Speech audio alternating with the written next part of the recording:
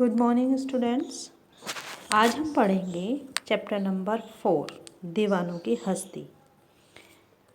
दीवानों की हस्ती के लेखक हैं भगवती चरण वर्मा। भगवती चरण वर्मा हिंदी साहित्य जगत के प्रसिद्ध लेखक हैं। उनका जन्म 1903 में उत्तर प्रदेश के उन्नाव जिले के सफ़ीपुर में हुआ।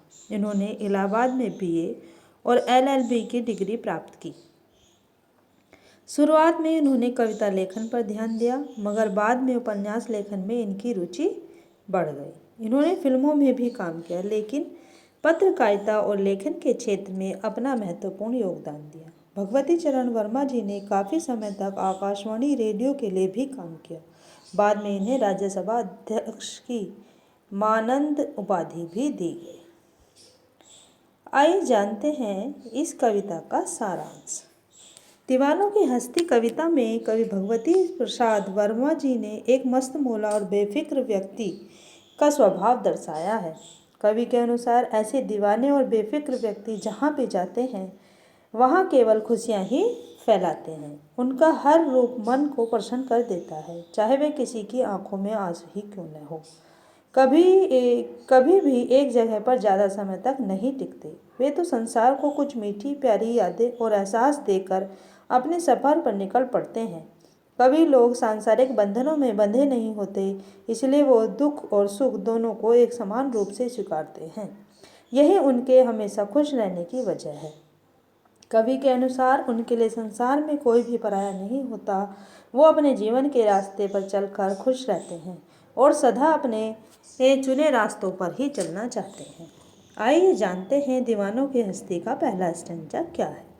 हम दीवानों की हस्ती क्या, आज यहाँ वहाँ कल वहाँ चले, मस्ती का आलम सदा चला, हम धूल उड़ाते जहाँ चले।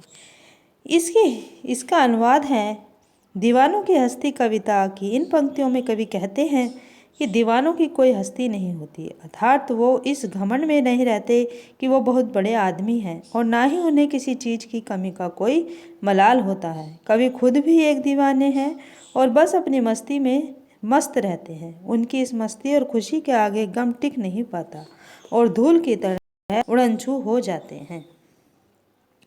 आए बनकर उल्लास अभी, आंसू बनकर बह चले अभी, सब कहते ही रह गए, अरे तुम कैसे आए और कहाँ चले। दीवानों की हस्ती कविता की इन पंक्तियों में कवि ने कहा है कि दीवाने वस्त मौला लोग जहाँ भी जाते हैं वहाँ खुशियों का माहौल बना देते हैं। फिर जब वो इस जगह से जाने लगते हैं तो सब काफ़ी दुखी हो जाते हैं। लोगों को उनके जाने का पता तक नहीं चलता। वो तो मन में ही अफसोस करते रह जाते हैं कि उन्हें मालूम ही नहीं हुआ कि कभी कब आए और कब चले गए। इस प्रकार कवि कह रहे हैं कि एक जगह टिक कर रहना उनका स्वभाव नहीं है, उन्हें घूमते रहना पसंद है। इसीलिए वो अक्सर अलग अलग जगह पर आते जाते रहते हैं। किस ओर चले मत पूछो, चलना है बस इसीलिए चले, जग से उसका कुछ लिए चले, जग को अपना कुछ दिए चले।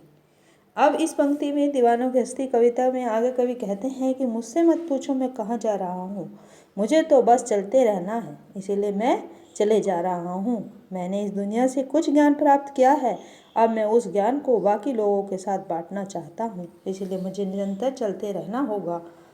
दो बात कही दो बात सुनी, कुछ हंसे और फिर कुछ रोए, छक कर सुख दुख के घूंटों को हम एक भाव में पिए चले।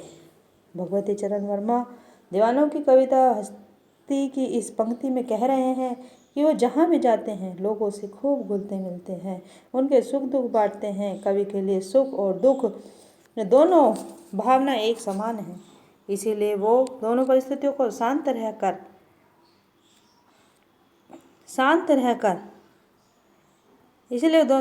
सहन कर लेते हैं। इस तरह कवि अपने मार्ग पर चलते हुए लोगों का सुख दुख बांटते हैं और उन्हें एक समान ढंग से ग्रहण करके आगे बढ़ जाते हैं। हम भिखमंगों की दुनिया में स्वच्छंद लुटाकर प्यार चले, हम एक निशानी सी ओर पर ले असफलता का भार चले। अब दीवानों की हस्ती कविता की इन पंक्तियों में कवि कहते हैं कि ये दुनिया बड़ी ही स्वार्थी है। लोग क्या है, लोग स्वार्थ में अंधे, दुनिया बड़ी ही स्वार्थी है। लोग स्वार्थ में इतने अंधे हैं कि बस भिखमंगों की तरह हमसे कुछ ना कुछ मांगते ही रहते हैं। मगर कवि स्वार्थी नहीं है, इसलिए उन्होंने स्वार्थी दुनिया पर बिना किसी शर्त के अपना अनमोल प्यार लुटाया है। लोगों को प्यार बांटने का खूबसूरत एहसास कवि के दिल में रहता है। उन्होंने जीवन में काफ़ी बार असफलता और हार का स्वाद चखा है, लेकिन इसका बोझ उन्होंने कभी किसी दूसरे व्यक्ति पर नहीं डाला। इस तरह कवि ने स्वार्थी दुनिया को भरपूर प्यार दिया है और अपनी नाकामयाबी का भार हमेशा स्वयं ही उठाया है। अब अपना और पराया क्या, आबाद रहे रुकने वाले, हम स्वयं बंधे थे और स्वयं हम बंधन को तोड़ चले।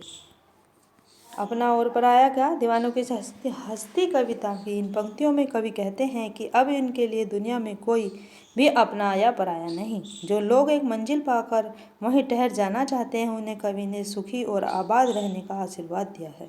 मगर कवि खुद एक जगह बंद कर रहना नहीं चाहते हैं, इसलिए उन्होंने अपने सभी सांसारिक बंधन तोड़ दिए हैं और अब वो अपने चुने हुए मार्ग पर आगे बढ़ते जा रहे हैं। वो इसी खुशी में खुश और संतुष्ट हैं।